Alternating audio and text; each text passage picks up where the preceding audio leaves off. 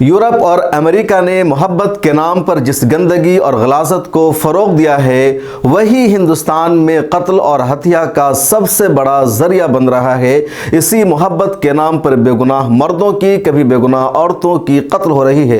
दो लोग आपस में मोहब्बत करने का अज़्म करते हैं, बग़ैर शादी के ज़िंदगी गुजारते हैं और फिर आपस में एक दूसरे की जान के दुश्मन बन जाते हैं। एक दो साल भी मोहब्बत का सिलसिला नहीं चलता है। इस गलाजत वाली मोहब्बत को कहा जाता है लिव इन रिलेशनशिप। यूरोप और अमेरिका के बाद हिंदुस्तान में भी लिव इन रिलेशनशिप कानूनी तौर पर दुरुस्त है। एक मर्द एक औरत बगैर शादी के, बगैर निकाह के आपस में एक साथ रह सकते हैं। और जब से हिंदुस्तान में अमल कानूनी हुआ है, कभी बेगुनाह मर्दों का कत्ल हो रहा है, कभी औरतों का कत्ल हो रहा है और मर्डर का सिलसिला बढ़ता जा रहा है। ये हम दावा नहीं कर रहे हैं, ना हम अपनी तरफ से कह रहे हैं, बल्कि नेशनल क्राइम ब्यूरो की रिपोर्ट है कि हर साल मर्डर के, कत्ल के जितने वाक़यात पेश आते हैं, उसमें 10 से ज़्यादा फीसद जो कत्ल का सबब होता है वो लिव इन रिलेशनशिप का।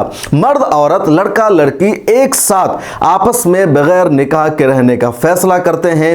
ये अपने माँ बाप से कहते हैं कि हिंदुस्तान का दस्तूर, हिंदुस्तान की अदालत हमें आज़ादी दे रही है कि हम बगैर निकाह के किसी को भी पार्टनर बना करके, लाइफ पार्टनर तस्लीम करके आपस में रह सकते हैं। शादी की ज़रूरत नहीं है, निकाह करने की ज़रूरत नहीं है। और 2-3 साल बाद ही इनका मन भर जाता है, कभी लड़के का मन लड़की से भर जाता है और उससे छुटकारा पाने के लिए उसको कत्ल कर देता है। कभी लड़की का मन लड़का से भर जाता है, उसका दिल कहीं और आ जाता है और फिर वो अपने बॉयफ्रेंड को कत्ल करके कुछ और करने की कोशिश करती है। और इसी यानी लिव इन रिलेशनशिप की वजह से ही दिल्ली में कत्ल का एक ऐसा मामला सामने आया है जो दिल दहला देने वाला वाक़या है। रूह कांप जाएगी कि एक इंसान इतना बड़ा दरिंदा, इतना बड़ा कातिल कैसे हो सकता है। कत्ल किया जा सकता है, लेकिन कत्ल कर देने के बाद किसी भी लाश को टुकड़े टुकड़े कर देना, 35 हिस्सों में उसकी लाश को काट देना, जिससे कभी मोहब्बत का दावा हो, जिसके साथ लिव इन रिलेशनशिप में रह रहा हो, और फिर उसकी लाश को फ्रिज में रख दिया जाए, जंगलों में अलग अलग हिस्सों में फेंका जाए। रूह कांप जाती है इस खबर को सुनकर के, लेकिन ऐसा हुआ है और इसी दिल्ली में हुआ है।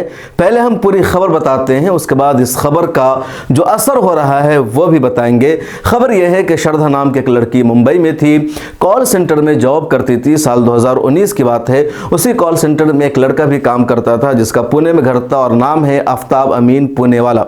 कॉल सेंटर में आफ्ताब अमीन पुणेवाला और श्रद्धा की मुलाकात हुई, दोनों का आपस में प्यार हो गया, दोनों ने साथ रहने का फैसला किया। मुंबई में दोनों साथ रह रहे थे। इस बीच श्रद्धा ने अपने घर वालों से ख्वाहिश जाहिर की कि मैं आफ्ताब से शादी करना चाहती हूँ। श्रद्धा के घर वालों ने नहीं माना और कहा तुम हिंदू हो, आफ्ताब मुसलमान हैं, और दोनों की आपस में शादी के लिए हम तैयार नहीं है। 2020 में श्रद्धा की वालिदा का भी इंतकाल हो गया। श्रद्धा के वालिद ने फिर समझाया श्रद्धा को कि तुम ऐसा मत करो, आफ्ताब के साथ मत रहो, लेकिन श्रद्धा ने कहा कि मुझे हक है कि मैं किसके साथ अपनी ज़िंदगी गुजारूँ, अपनी ज़िंदगी का फैसला मैं खुद लूँगी, कोई और मेरी ज़िंदगी का फैसला नहीं ले सकता है। ये दोनों मुंबई में रह रहे थे। उसके बाद इसी साल यानी साल 2022 में मई के महीने में आफ्ताब श्रद्धा को लेकर के दिल्ली आता है। पहले दिन वो पहाड़गंज के एक होटल में ठहरता है, उसके बाद 2 दिन कहीं और गुजारता है। फिर दिल्ली के छतरपुर इलाका में जो मेहरौली का एरिया है, वहाँ एक जगह वो एक फ्लैट किराए पर लेता है और वहीं श्रद्धा को रखता है। तीसरे दिन ही आफ्ताब श्रद्धा का गला दबा करके कत्ल कर देता है। कत्ल कर देने के बाद आफ्ताब के लिए सबसे बड़ा मसला रहता है कि उसकी लाश को वो कहाँ ठिकाने लगाए, लाश को ले जा करके कहाँ दफन करे, कहाँ ले जाए। और ऐसा पॉसिबल नहीं, चूँकि घर बने हुए हैं, अगर वो कुछ भी करता है तो पकड़ा जाएगा। तो आफ्ताब ने एक आइडिया लगाया, दिमाग लगाया और उसने धारदार हथियार खरीदा मार्केट से जाकर के और श्रद्धा की लाश के 35 टुकड़े उसने कर दिए। उस लाश को घर में फ्रिज में रखने के लिए उसने एक नई फ्रिज खरीदा और फ्रिज में उसकी लाश को रख दिया ताकि बदबू ना जाए। और रोज़ाना लाश के टुकड़े को वो लेता था और रात में महरौली के मुख्तलिफ जंगलों में फेंक जाता था। रोज़ाना जाता था और अलग अलग हिस्सों में फेंक देता था। 18 दिन तक वैसा ही करता रहा और किसी को इस मामला की खबर नहीं हो सकी। जब श्रद्धा के वालिद ने श्रद्धा के ताल्लुक से बेचैनी जाहिर की कि आखिर श्रद्धा कहाँ है, श्रद्धा के वालिद की शरधा से बातचीत नहीं होती थी, कतई कलाम था, क्योंकि शरधा ने वालिद की नाफरमानी की थी। लेकिन बाप बाप होता है, बेटी भले ही बात ना करती हो लेकिन उसकी फिक्र होती है। चंचे शरधा के एक और दोस्त था जिसने देखा कि शरधा सोशल मीडिया पर, इंस्टाग्राम पर एक्टिव थी, वो अपनी फोटो वहां शेयर करती थी, लेकिन इन दिनों उसका सोशल मीडिया अकाउंट बिल्कुल साइलेंट है, खामोश है, 3 महीना से कुछ भी अपडेट नहीं हुआ है। तब उसने शरधा के वालिद को बताया कि शरधा कहाँ है, सोशल मीडिया पर उसकी कोई अपडेट नहीं आ रही है, उसका फ़ोन नहीं लग रहा है। उसके बाद शरधा के वालिद ने मुंबई पुलिस में मिसिंग की FIR दर्ज कराई। मुंबई पुलिस ने दिल्ली पुलिस से रब्ता किया, दिल्ली पुलिस ने लोकेशन ट्रेस किया, उसके बाद आफ्ताब तक लोकेशन पहुंचा, आफ्ताब से पुलिस ने पूछताछ की और मई में जो कत्ल हुआ था, जो हत्या हुई थी, उसकी गिरफ्तारी दिल्ली पुलिस ने अब जाकर के नवंबर में की है। अक्टूबर में पूरे मामले का इंकशाफ हुआ, खुलासा हुआ। दिल्ली पुलिस आफ्ताब से मजीद पूछताछ कर रही है। पूरी स्टोरी दिल्ली पुलिस ने बताई है कि कैसे आफ्ताब ने कत्ल किया, फ्रिज में लाश को रखा, 35 हिस्सों में उसने तकसीम किया लाश को और जंगल में जाकर फेंक रहा था। जंगल से कोई गोश्त का टुकड़ा नहीं मिला है, बल्कि फिलहाल हड्डियां मिली है और उन हड्डियों की जांच पुलिस कर रही है कि इन हड्डियों का क्या ताल्लुक है, क्या वही हड्डियां है जिसको वो फेंक रहा था या कुछ और है। इधर आफ्ताब जंगलों में जाकर अलग अलग इलाकों में फेंकता था ताकि गोश्त को जानवर खा जाए, किसी को पता ना चले, कोई एहसास ना हो सके। लेकिन पुलिस ने आफ्ताब को पकड़ लिया है, आफ्ताब गिरफ्तार है और आफ्ताब ने कहा है कि कुछ वेब सीरीज देख करके मेरे अंदर ऐसा जज्बा पैदा हुआ और मैंने कत्ल कर दिया, उससे मैं मुतासिर था। आफ्ताब का ये जो मामला है बेहद शर्मनाक है, दिल दहला देने वाला है और यकीनी तौर पर ऐसे मुजरिम को सख्त सज़ा मिलनी चाहिए, उसका धर्म, उसकी ज़ात, उसका मजहब देखे बगैर। ये तो खबर है जो मैंने आपसे बताया और टीवी चैनलों पर इस खबर को बहुत ज़्यादा बढ़ा चढ़ा करके पेश भी किया जा रहा है। लेकिन इस खबर में कई अहम बातें हैं जिसका जानना जरूरी है। इस खबर ने सबसे पहले यह साबित कर दिया कि हिंदुस्तान की पुलिस बहुत पावरफुल है, बहुत ताकतवर है। हिंदुस्तान की पुलिस अगर चाह ले तो हर जुर्म को वो बेनकाब कर सकती है, मुजरिम को गिरफ्तार कर सकती है, खा वो दुनिया के किसी भी कोने में खामोश, किसी भी कोने में छुप जाए, रुपोश हो जाए, अपने जराइम पर पर्दा डालने के लिए, अपने जराइम को छुपाने के लिए वो कितना भी जहन का इस्तेमाल कर ले, दिमाग लगा ले, लेकिन वो छुप नहीं सकता है।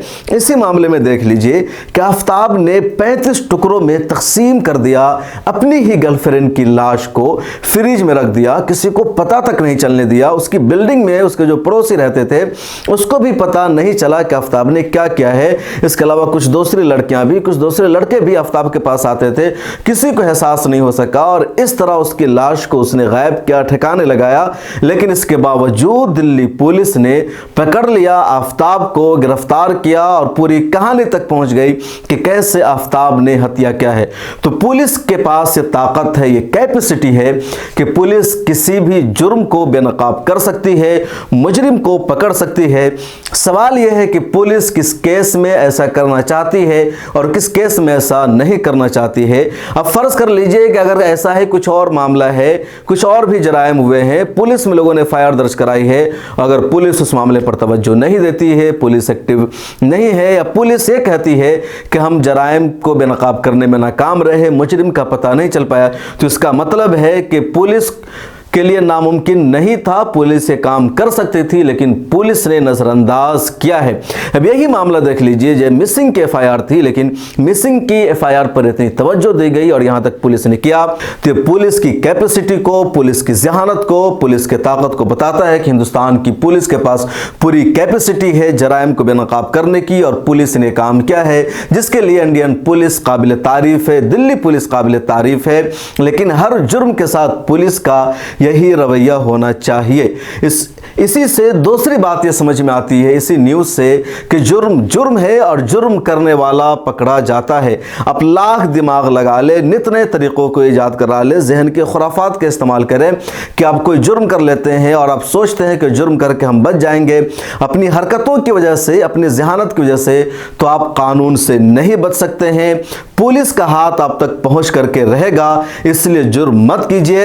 अगर आप जुर्म करते हैं तो पुलिस के यहाँ जाकर के सरेंडर कर जाइए कि आपने जुर्म क्या है, आपसे गलती हुई है। लेकिन अगर आप ये समझते हैं आप अपने आप को तीसमार खान समझते हैं, आपके पास इतना दिमाग है, आपको लगता है कि हम जुर्म कर लेंगे, किसी के साथ रेप करेंगे, किसी के साथ ज़बरदस्ती ज़िना करेंगे, किसी का कत्ल कर देंगे, किसी के माल को छीन लेंगे और फिर हम बच जाएंगे, अपने खुराफाती जहन का इस्तेमाल करेंगे, तो पॉसिबल नहीं है। कानून का हाथ आप तक पहुंचेगा। और तीसरी बात यह कि अगर आप मुसलमान हैं, आप इस्लाम पर यकीन रखते हैं, आपके दिल में अल्लाह ताला का ईमान है, तो पुलिस जुर्म को पकड़ सके ना पकड़ सके, आपके जराइम का किसी को पता चले ना चले, आपको अपने दिल में खुद इस बात का यकीन होना चाहिए कि कत्ल करना सबसे बड़ा गुनाह है। और इस कत्ल की वजह से भले ही आपको इस दुनिया में सज़ा नहीं मिल सकी, कानून से आप बच गए, पुलिस के हाथ आप तक नहीं पहुंच सके, लेकिन अल्लाह ताला की बारगाह में आप बचने वाले नहीं हैं। कल क़यामत के दिन आपको इसकी सज़ा मिलेगी। कत्ल बहुत बड़ा जुर्म है और कातिल को माफ़ नहीं किया जा सकता है। कुरान करीम में भी कहा है, मन क़तल नफ्सन बिग़ैर नफ्सिन औ फ़सादिन फ़िल अर्ज़ फ़कअन्नमा क़तल अन्नास जमिया, कि किसी ने इंसान का कत्ल किया बग़ैर किसी वजह के तो ऐसा है जैसा उसने पूरी दुनिया इंसानियत का कत्ल कर दिया है। और कातिल की बहुत बड़ी सज़ा है। खुद इस्लामी कानून के मुताबिक कातिल की सज़ा यही है कि बदले में उसको भी कत्ल किया जाए, जिसको क़िसास कहा जाता है। तो कत्ल बहुत बड़ा संगीन जुर्म है और अगर कोई मुसलमान है तो ऐसे भी उसको इस तरह का कोई जुर्म करना ही नहीं चाहिए। दिल में खौफ खुदा होना चाहिए। और सबसे आखिर बात कि जो लिव इन रिलेशनशिप है हिंदुस्तान में कत्ल का सबसे बड़ा जरिया बन चुका है। इस्लाम में यह हराम है कि बगैर शादी के, बगैर निकाह के दो अजनबी मर्द आपस में एक साथ ज़िंदगी गुजारे। इस्लाम इसकी बिल्कुल भी इजाज़त नहीं देता है और किसी को भी ऐसा नहीं करना चाहिए। भारतीय कानून में लिव इन रिलेशनशिप को लीगल माना गया है, लेकिन उसके संगीन नताइज सामने आ रहे हैं। आज आफ्ताब है और मरने वाली श्रद्धा है। कल ऐसी एक स्टोरी थी जो मैं देख रहा था जिसमें मरने वाली इशरत थी और जो उसका बॉयफ्रेंड था वो एक हिंदू लड़का था। और ऐसी दसियों कहानी है। और आगे हम एक रिपोर्ट ला रहे हैं जिसमें आपको तफसील से बताएंगे कि जब से लिव इन रिलेशनशिप लीगल हुआ है तब से लगातार कत्ल के कितने वाक़यात सामने आए हैं। और सिर्फ हिंदुस्तान नहीं बल्कि हिंदुस्तान के अलावा अमेरिका में भी, यूरोप में भी, बरतानिया में भी लिव इन रिलेशनशिप की वजह से लगातार कत्ल के वाक़यात सामने आ रहे हैं। इस रिपोर्ट की जब मैं तैयारी कर रहा था तो एक रिपोर्ट में पढ़ रहा था गूगल पर जिसमें अमेरिका के बारे में था कि अमेरिका में हर दिन 4 औरतों का कत्ल होता है जो लिव इन रिलेशनशिप में होती है और कत्ल उसका बॉयफ्रेंड करता है। हिंदुस्तान का मामला अब उससे ज़्यादा बढ़ता जा रहा है। तो इस रिपोर्ट में इतना ही और हमारी अगली रिपोर्ट का ज़रूर इंतज़ार कीजिएगा जिसमें हम बताएंगे कि लिव इन रिलेशनशिप क्या है, डेट क्या है, लड़का लड़कियों का आज़ादाना माहौल में घूमना क्या है और इसकी वजह से कितना ज़्यादा क्राइम के वाक़यात बढ़ते जा रहे हैं। आपसे रिक्वेस्ट है कि सोशल मीडिया के सभी प्लेटफॉर्म पर मिल्लत टाइम्स को सपोर्ट कीजिए और हमारे मोबाइल ऐप को ज़रूर डाउनलोड कर लीजिए। मिल्लत टाइम्स को आपकी ज़रूरत है, हमारी आप माली मदद करें।